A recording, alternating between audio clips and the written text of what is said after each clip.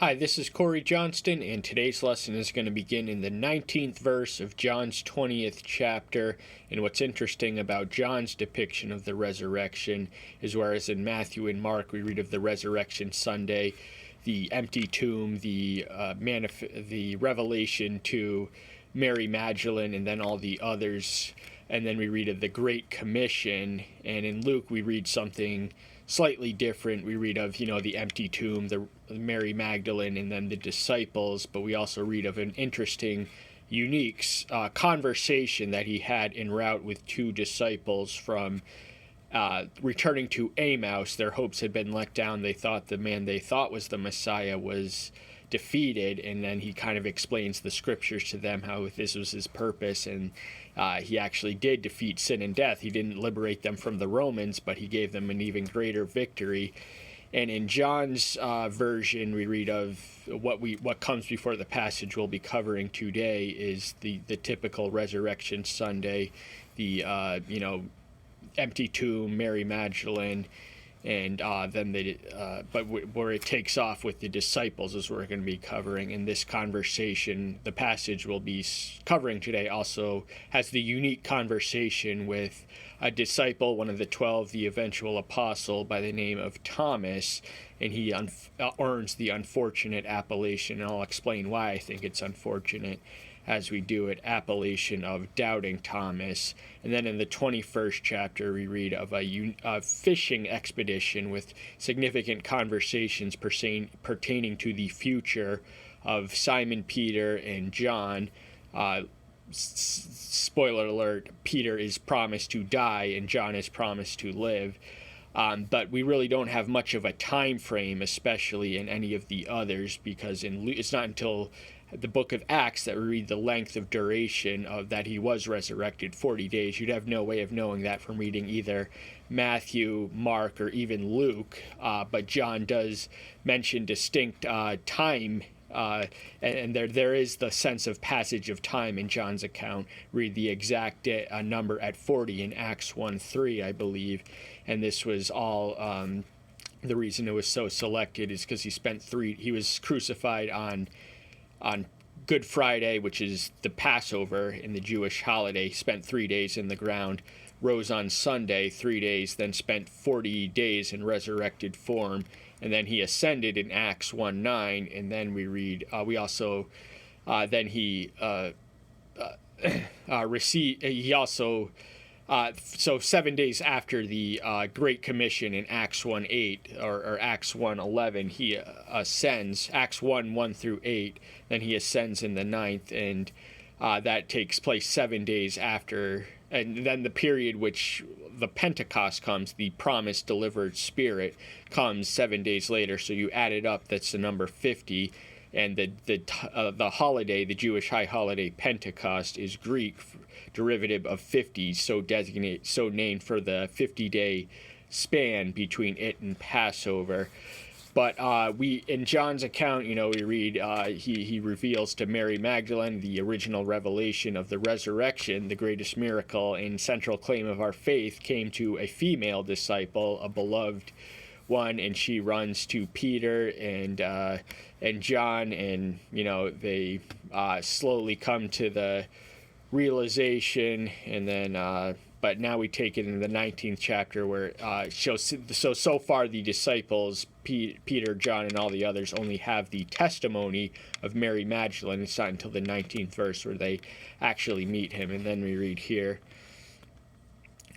"When therefore it was evening on that day, one of the Sabbath, and when the doors were shut where the disciples met for fear of the Jews, Yahshua came and stood in the midst and said to them, Peace to you." So it's Sunday evening. That's one of the Sabbath, the day after the Sabbath. So the resurrection happened Sunday. Remember the 3 days in the ground beginning Friday, and the Jews didn't count days as strict 24-hour periods. The beginning of a day counted as a day itself. But it's at evening. He had earlier revealed himself earlier in the same day to Mary Magdalene. And the disciples are gathered and congregating. They're worried about their own skin because the followers of this man were enemies of the state, and they were strictly speaking next. So they're hiding from the Jews. The Jews are the religious rulers. It's not all Jews, but they're the ones who really have reason to fear this new movement with the resurrection, because they had heard the rumor of his resurrection before it came to pass, and then they would actively suppress the testimony of the apostles. And the testimony comes when he reveals to themselves when they're locked in an upper room, and he tells them, "Peace to you." And having said this, he showed them his hands and his side. The disciples therefore rejoiced when they saw the master. So what would have been in his hands is what is known as stigmata. These are the nail forms of the crucifixion. Even his resurrected body, it still bore the mark, if not the scar or the pain of the nail that had been driven through there. So that, and his side would have been the spear that had been thrust in them. So these were still with him even in resurrected form. So that he still bore the marks, but not the pain of the crucifixion, and that is what is known as stigmata. And the mere sight of him is certainly an occasion for the apostles to rejoice, because they had thought he had been defeated. They're hiding for their lives, and who should show up but the man who promised them that he would be resurrected and crucified. And tragically, when he tells them this, they kind of neglect to heed what he has to say or take it seriously. But here they are, and they have the revelation of the promised resurrection. Then Yahshua said to them again, "Peace to you. As the Father has sent me, I also send to you." So the Gospel of John elaborates extensively on the mutuality between the Father and the Son. The Son was sent by the Father to lead people to the Father. He is the way, the truth, the life. So he's the way to no man cometh to the Father except by him, in John 14:6. And the message he brings comes from his Father. So he was his Father's messenger, and he was also his revelation and representative and ambassador to humanity. So he assumed human form to bring us to heaven. And having said this, he breathed on them and said, "Receive the Ruach Kadesh." So the Ruach Kadesh is his parting promise that they would not be alone. He would be resurrected. Then after this, they would receive the resurrection. That's when they would start, or the Ruach Kadesh, that's when they would start to yield greater miracles than him, as he had promised. And it was because the Ruach Kadesh was, in a lot of ways, a more efficacious form of divinity. So whereas he was limited to, he was a physical creature, and as such was subjected to the limitations of the laws of physics and time and space. He could only be one where at once, but the Ruach Kadesh is all over the place. He's never more than a prayer away, and he can manifest simultaneously to more than one disciple in the world. And Ruah, the Hebrew word, also translates as breath, so it's significant here because he breathed on them, and he's told them that, the Ruach Kadesh, breathe Ruah. If you forgive the sins of any, they are forgiven them. If you retain the sins of any, they have been retained. Now, this verse is a cause of a lot of confusion, and I think a lot of people think that he's delegating to them the power to forgive sins, but what he's delegating to them is declare the message. The message itself determines who is forgiven and who is not. So we can die in our sins, and for our parts, we are to forgive any and all who injure ourselves and others, because failure to forgiveness is a much too precious commodity to squander on the unforgiving. And this is the juxt of the passage, such as Matthew 6, 12, 13, and 15, or somewhere thereabouts in that range. But, he's not surrendering his divine prerogative to judge humanity and the wicked, although we do read that we share in the judgment of the angels and the fallen in other places in the New Testament. But Thomas, called the twin, one of the 12, was not with them when Yahshua came. Now, Thomas, this is the passage of Thomas, and I feel Thomas gets a bum rap on account of his performance in this passage.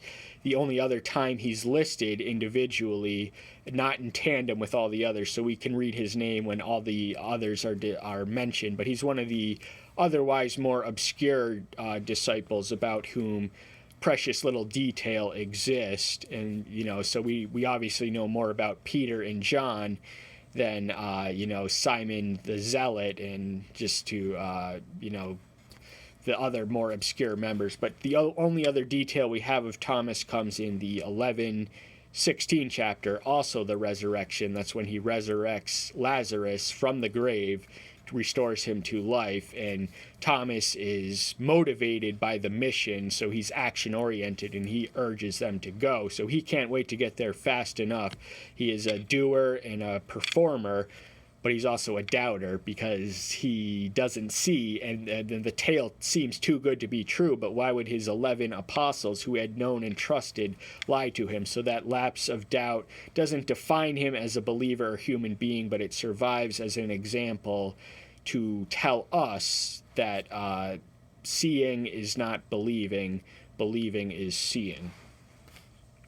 So the other disciples said to him, "We have seen the Master." But he said to them, unless I see his hands, the marks of the nail, and put my fingers into the imprints of the nail, and put my hand into his sides, I shall by no means believe."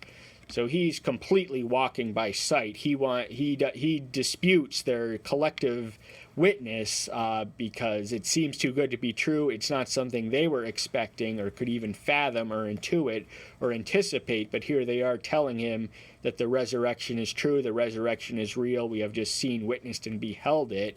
But Thomas refuses to be convinced. He's distraught. Remember, the disciples they were in a room for fear, all of them except Thomas, so they all have reason to be down and spiritually their spiritual vitality might have been sapped. It was before he showed up. So Thomas, it's easy to point the finger and say, look at this fool, but a lot of us would demand the physical touch, and he mentions the wrist and the side, remember, the nails and the spear. And after 8 days his disciples were again inside, and Thomas with them. Joshua came, the doors having been shut, and he stood in the midst and said, "Peace to you."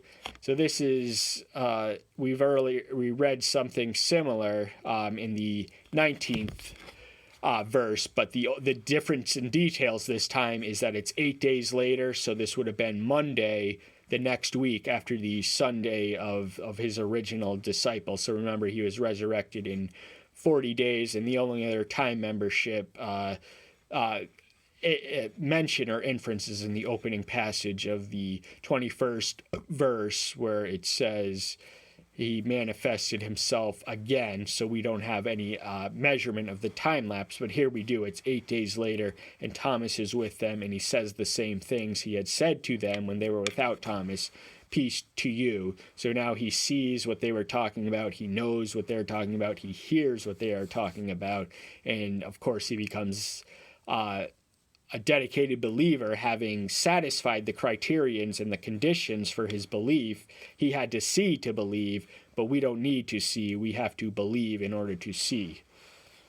Then he said to Thomas, "Bring your finger here and see my hands, and bring your hand and put it into my side, and do not be unbelieving, but believing." So he's satisfying his stated criterion for belief. He wants to see, touch, and feel the wounds in his hands and the mark in his side, and he's granting him permission. He's saying, "Go right ahead, but I want you to believe, because the reason I came to you was to not necessarily expose your belief, but to give you a positive belief." Expose your unbelief. So doubting Thomas. Now the word doubting is not a sin. It is not sinful to challenge every assumption and to question everything you've ever been taught or conditioned to believe. But unbelief, so a doubt is a struggle to believe. In much, we're not to walk in blind faith, so we are to have our faith refined through experiment and really thinking about it. But to demand, I forget where I was going. And Thomas answered and said to him, Master and my Elohim. So his faith is fully restored and vibrant at this time. He recognizes who he is. He is his master. He is his disciple. Thomas is, that is. And he is his Elohim. That's his. So he's aware that he is divine. None apart from a divine being could be resurrected and in his midst. So he knows who it is, and he acknowledges his presence as such. So his faith took a 180-degree turn for when he didn't see. Now that he see and he didn't believe, and now that he sees and believes.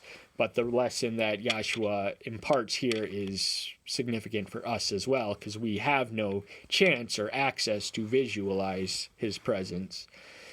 Yahshua said to him, Thomas, because you have seen me and have believed, blessed are those who have not seen and have believed.